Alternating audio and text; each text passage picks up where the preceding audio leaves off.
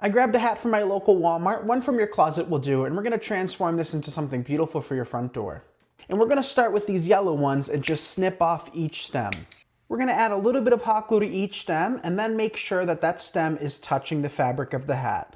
Hot glue holds great to fabric. It can be really difficult to remove, so the hot glue that we work this on will keep this in place for a long time.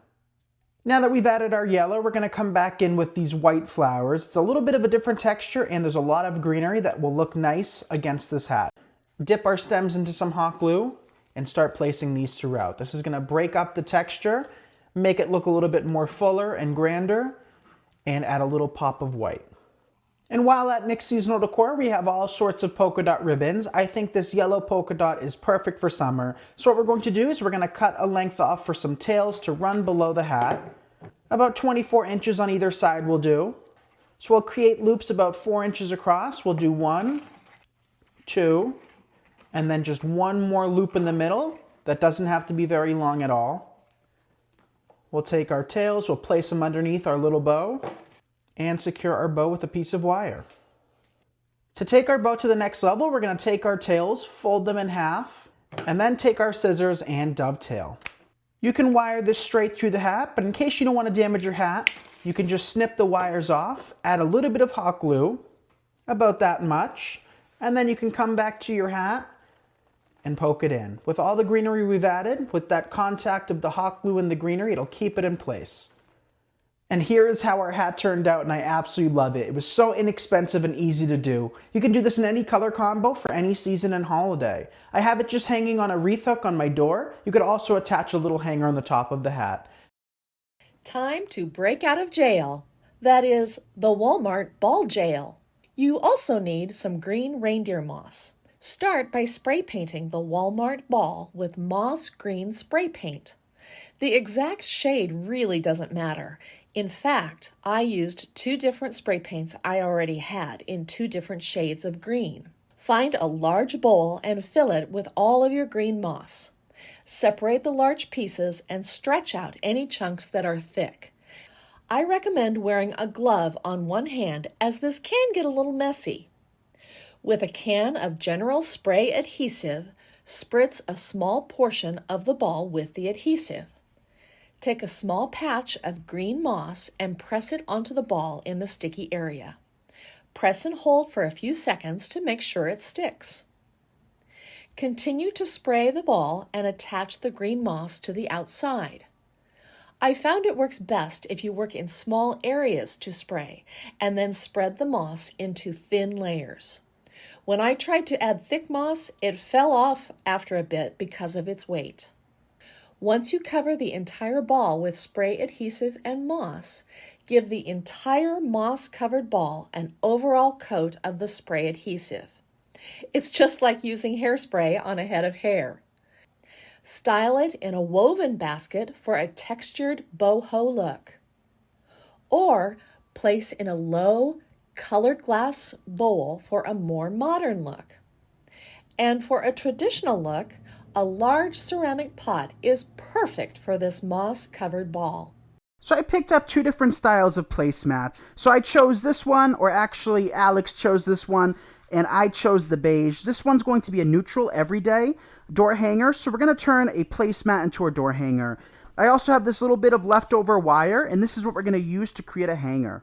So I showed you this jute, and this would work great for a hanger if you're deciding to use something like this, which doesn't have that texture. But by using this burlap placemat right here, this is going to work great because it already has all of this kind of rope right here, and all you have to do is just feed your wreath hook or your command strip right through it, and it's going to stay in place. So this is actually the preferred placemat to use, but now it's time to embellish this. So I picked up this little sign from Walmart as well. This was like $5.99 or so. A little bit pricey, but I like that it's already painted and textured. What we're going to do is just flip this over, and I'm going to use black pipe cleaners today so that they actually show up on camera. And there's already a little screw on the back of it from the hanger that they had in the store. And I'm just going to take that pipe cleaner and wrap it around just like that. And then on the other side, I'm going to use our staple gun. I know that this sign is safe enough to use 1/4" staples without the staple going through the front, and that's definitely something you should make sure, because once you damage the front, you know, the sign's no good anymore. So we're just going to take it and staple it. And since this sign is so lightweight, 1 staple should do the trick. So I'm just going to take that pipe cleaner and feed it through the top. You could actually easily feed it through any placemat. It just takes a little bit more work than what we're doing here. So I definitely recommend a placemat like this. Feed it through on either side. Twist it nice and secure. Then you can flip it over. Twist it even more so.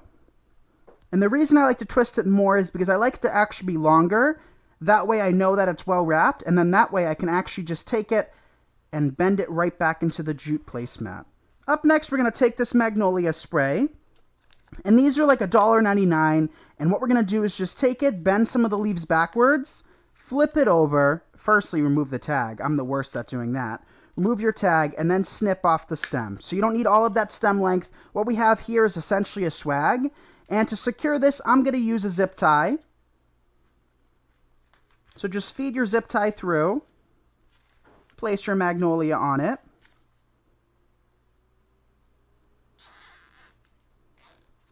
And then tighten it, nice and secure.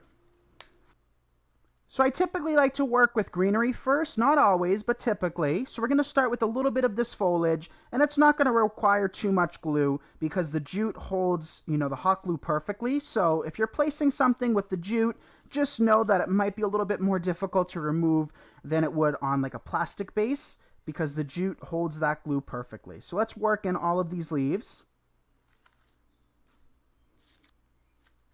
Okay, so now we have a nice little bed of the ranunculus foliage. Now we can actually work in the blooms. So we'll take one and place it here.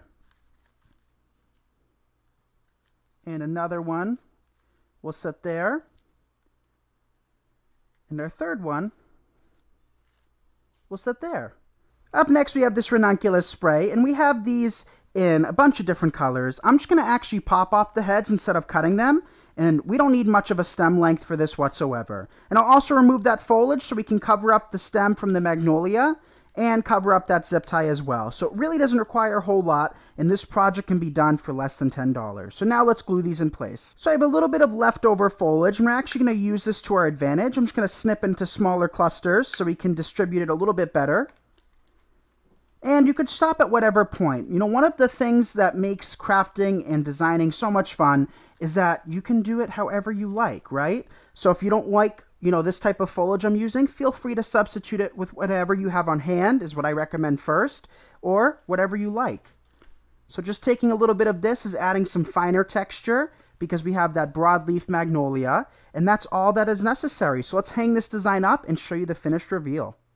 And here is how it turned out. I absolutely love it. This cost us less than $10 to create, and I think it makes a great piece for a wall. It makes great door decor. And when you design, you guys, don't feel as though you have to spend a fortune. It doesn't have to be time-consuming. It doesn't have to be expensive, nor does it have to be intricate. Something like this costs less than $10. We have some magnolia, a few leftover pieces of greenery, some ranunculus, and a little sign that says home, all on top of a Walmart placemat. So I think this turned out so cute, and feel free to improvise or choose products that you have on hand or things that really scream you. You know, that's what makes designing fun. Thank you so much for watching. I'm Nick Kretikos of Nick's Seasonal Decor, and you're watching me on Home Talk.